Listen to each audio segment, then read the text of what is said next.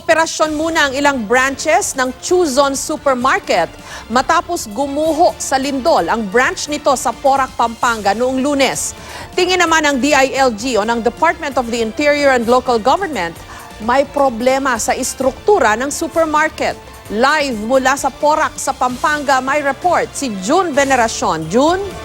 Jessica, base sa assessment at observation ng mga rescuer ay wala na talagang signs of life dito sa gumuhong Chuzon Supermarket dito sa Porac, Pampanga. Pero sa kabila niyan ay tuloy-tuloy pa rin yung search and rescue operations. Jessica, tatabi lang ako panandalian para ipakita sa inyo yung live video nitong ginagawang paghahanap ng mga rescuer dito sa Ground Zero. Nakasentro sila sa gitnang bahagi ng guho na kung tawagin ay Bay 3. Ang target ay magbutas pababa hanggang marating ang entrance ng ground floor. Kapag walang nakitang tao, buhay man o patay, ititigil na ang rescue operation. Retrieval at debris clearing na lang ang susunod na gagawin. Dahan-dahan ang nagsasagawa ng debris clearing. Inaalis na ang mga bumagsak na biga, poste, pati na rin ang iba pang nadaganan ng guho ng Chuzon Supermarket gaya ng tricycle na ito. Hinati sa 5 bay ang bumigay na istruktura. Maliit na bahagi na lang ng Bay 3 na nasa gitnang parte ang hindi napapasok hanggang baba ng mga rescuer. As of 6:45 today, the rescuer po ay sinasabing wala na po tayong tao dito po sa loob. Either patay or buhay po. Pero tuloy pa rin ang search and rescue operation para masiguro na wala na talagang naiwang biktima. Sa gitna ng operasyon kaninang madaling araw, biglang lumindol. Nagtakbuhan palabas ang mga rescuer na nasa loob ng gumuhong supermarket dahil sa takot na baka sila naman ang matabunan. Dahil mapanganib, itinigil pansamantala ang paghahanap. Ganito kadelikado ang sitwasyon na kinakaharap ng mga rescuer. Masikip ang mga espasyong kanilang pinapasok. Patong-patong ang mga bubigay na bahagi ng gusali na kapag nagalaw ay maaring magtumbahan at may madaganan. Pinapakiramdaman namin natin kasi gawa nga po yun, baka hindi stable yung ilalim eh. Kagabi, naabot na ng isang grupo ng mga rescuer ay 3 at 2 palapag ng isang bahagi ng gusali. Kinailangan gumamit ng jackhammer at cutter para makagawa ng butas. Pero wala silang nakita. 5 ang kumpirmadong nasawi sa pagguho. Nagbabawas na ng mga rescuer sa Ground Zero. Possibly sir, by the end of this day sir, we will have a decision whether to convert po yung ating search rescue into retrieval. 4 na taon pa lang mula nang maitayo ang gusali. Sabi ni DILG Secretary Eduardo Año, mukhang may problema mismo ang istruktura. This could be because of the structural design of the supermarket. It is only good for 2nd floor, but it was actually constructed up to 4th floor. Humarap na rin kahapon sa CIDG Region 3 ang may-ari ng Chuzon Supermarket na si Samuel Chu. Nangako siya ng tulong na 50,000 piso sa bawat pamilyang naulila at sasagutin din daw niya ang lahat ng gastusin sa ospital ng mga nasaktan sa pagguho. Pero itinanggi ng kampo ni Chu ang impormasyong pang 2-story lang ang disenyo ng gumuhong gusali. Dumaan din daw ito sa pagsusuri ng lokal na pamahalaan. Ito ang itsura ng Chuzon Supermarket bago ito gumuho matapos sa lindol itong Lunes. Ito na ang Chuzon Supermarket ngayon. Ang dating 4 na palapag, mistulang 1 palapag na lang ngayon. It was originally a 4-story building. Pumasa naman sa lahat ng testing. In fact, may soil test pa nga. Sabi ng pulisya, kung sablay daw ang pagkakatayo ng gusali, mananagot pati ang mga opisyal ng lokal na pamahalaan. Bumubuo kami ng malakas na kaso against the owner. Anong kaso po ito? Kapabayaan, yung negligence resulting to multiple homicide and physical injuries. Lahat yan is i-develop natin at definitely makakasama sila sa kasong ipapile natin. Si Pangulong Duterte gustong ipahinto ang operasyon ng iba pang branches ng Chuzon Supermarket. Handa naman daw sumunod ang kampo ni Chu. Pero hindi raw bababa sa 100 empleyado kada branch ang maapektuhan ito. Ang sangay nito sa Florida Blanca, tigil operasyon na. Ayon sa isang tenant, nakitaan din daw kasi ng mga bitak ang gusali. Tigil operasyon rin ang branch ng Chuzon sa Santo Tomas, Pampanga. Pero ang main branch sa Hirona, Tarlac at ang sa Mariveles, Bataan, business as usual pa rin. Jessica, kapag bukas ay narating na yung target area doon sa tinatawag na Bay 3 at walang nakita talagang mga biktima, ay mapupunta na ang operasyon sa retrieval at debris clearing. Ang tansya ng mga otoridad, tatagal lang ang debris clearing ng mga nasa 3 araw.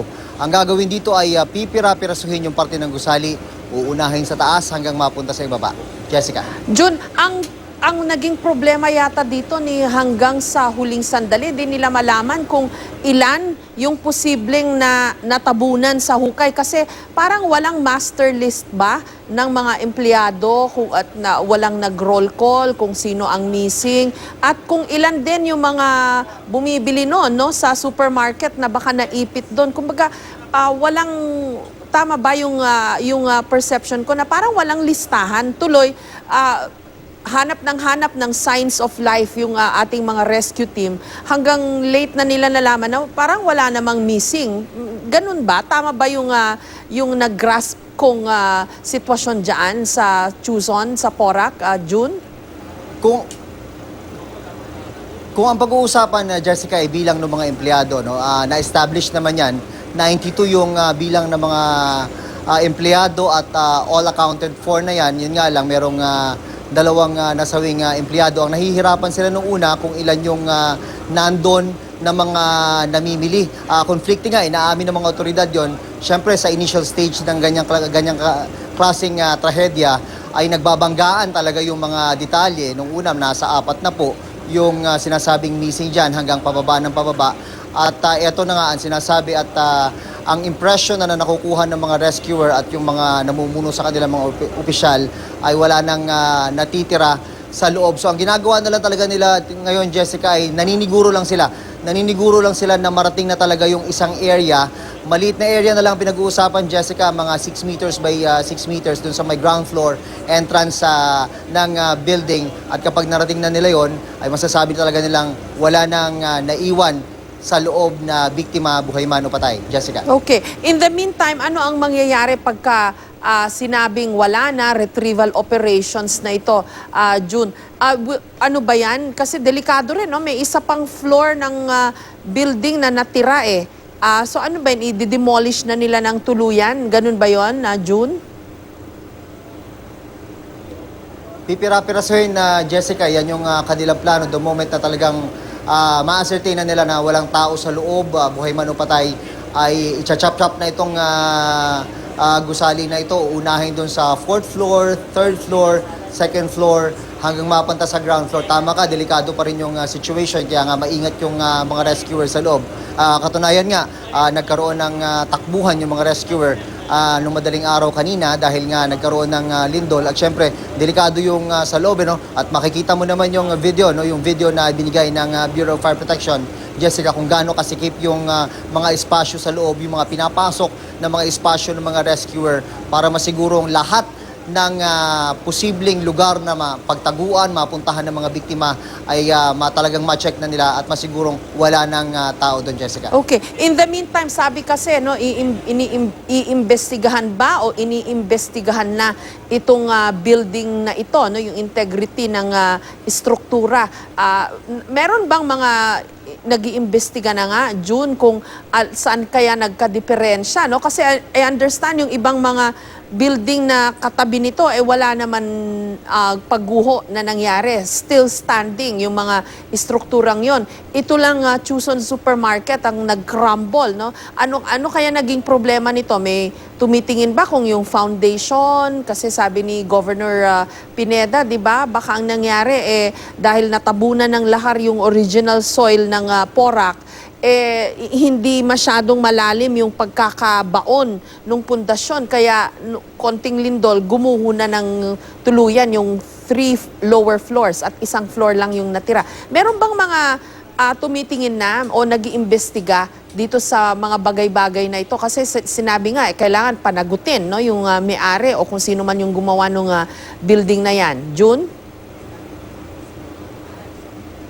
Siguro, Jessica, yung mga opinion na ganyan, masasabi natin sa puntong ito ay yan ay nasa tinatawag na nga realm of speculations pa lang, no? Pero ngayon, meron ng namumuno sa investigation, Jessica, yung CIDG Region 3, together with some experts, ay pumupunta na rin sila rito para tignan yung structural integrity nitong gusali. Tama ka, Jessica, ito yung Chuson Supermarket at katabi niya ang gymnasium ng Porac.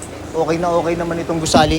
At itong public market, although may mga nakikita tayong konting damage, hindi kasi intindi nung nasa gitnang struktura, ito nga yung Chuson Supermarket. So nagsisimula na, rumorolyo na yung gumugulong na yung investigation at hintayin na lang natin kung ano yung magiging resulta.